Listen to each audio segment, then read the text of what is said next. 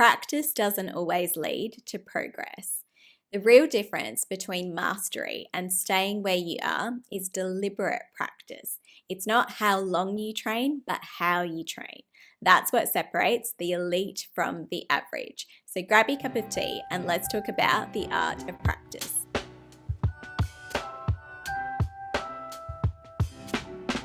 Putting in the hours, adding years to your resume doesn't automatically create mastery in your career or in your skill set.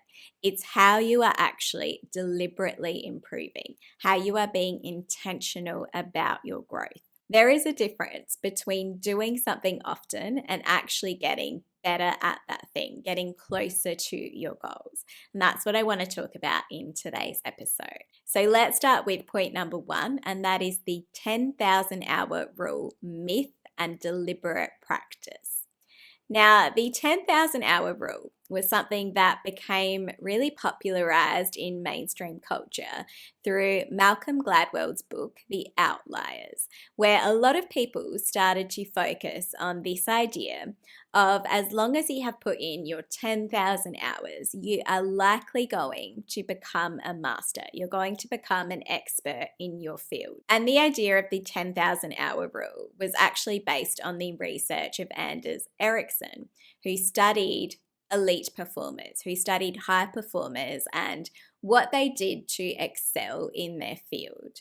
And this idea of embracing this 10,000 hour rule as this path to success and to mastery is a really well-intended concept. But the problem is, a lot of the time, it misses a really important element in that research, which was this idea of deliberate practice.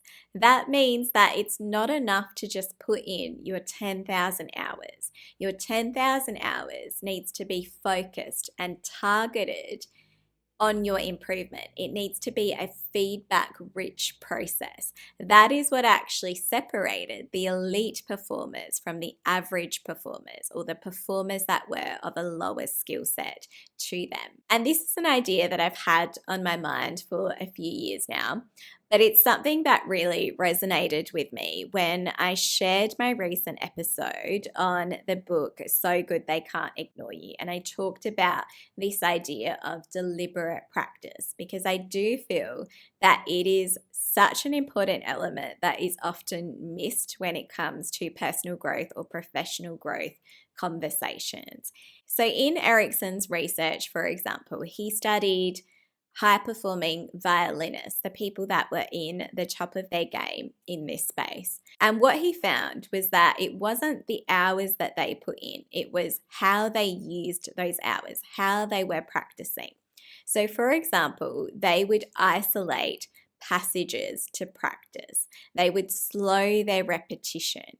They would seek feedback about their practice, and they would engage in really highly structured practice. And if you apply this in another scenario, Ericsson also studied chess players, and the highest performing chess players, the elite chess players, weren't just putting in more hours by playing more games. They were studying positions and errors and patterns. They were reviewing the game backwards to see where their mistakes were made. Again, they're not practicing for the sake of practicing. They're practicing with intention. Now, if you are someone who has mastery on your mind, then you may also appreciate some of my earlier episodes, which will help you in this space. So, for example, I recently discussed the book Atomic Habits and how your atomic habits can transform your identity, not just your routine. I also discussed your knowledge advantage and some of the ways that you can build your knowledge to excel in a marketplace through building your specific knowledge and your interdisciplinary knowledge, for example. I also shared in a recent episode this idea of being your future self now. And in that episode, I talked about the routine paradox, which is also something that relates really well to this idea of practicing with intention, about how sometimes it's our routines that can actually be the thing that is holding us back because we aren't evolving past what we are normally doing. We aren't getting any further in our progress. So, if you are interested in mastery, make sure you check out those episodes as well. But my point number 2 is a really important component of deliberate practice, and that is the idea of painful practice. Now, this was something that really stood out to me when I read Jeff Goins' book, The Art of Work. So, what Goins really highlights is that while we are often conditioned to believe that if you find something you love, you never have to work a day in your life, in reality, it is work after all. So, like we go to the gym to stress and strain our muscles to achieve growth, the same applies to our work. It is supposed to be uncomfortable so we can grow. And if you aren't pushing yourself with intention in focused areas, then you're just going to find yourself where you have always been. So, for example, say you are commuting to and from work every day for the next 20 years. You aren't automatically going to find yourself as a Formula One driver. You are likely going to find yourself where you have always been in that particular skill set. So, growth takes intention. So, in one of my earlier episodes, I talked about this idea of a keystone goal and how a keystone goal can change everything. It has a disproportionate effect on all of the other things that you are wanting to achieve. So, if, for example, you have your keystone goal in mind, what can you do to become 1% better at that thing every time it is that you practice? And remember that deliberate practice is targeted, it's slow, it isolates mistakes, it seeks feedback, and it repeats. So, if you want some ideas on how you can apply this deliberate practice concept, this deliberate practice model to a 20-minute practice routine. This might look, for example, like choosing one micro skill. This is, for example, focusing on opening your presentation as opposed to focusing on your public speaking. You might define one key metric. So, for example, this could be about pace, about clarity, or eye contact.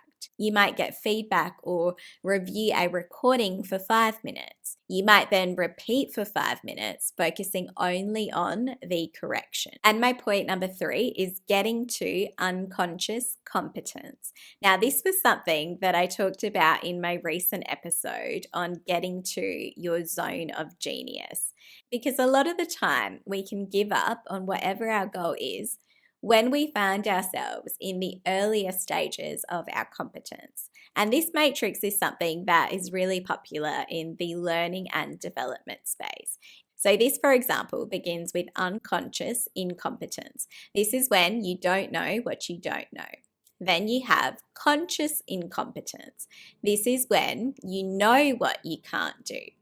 Then you have conscious competence. This is when you start building the skills. You can do it, but it requires effort and concentration.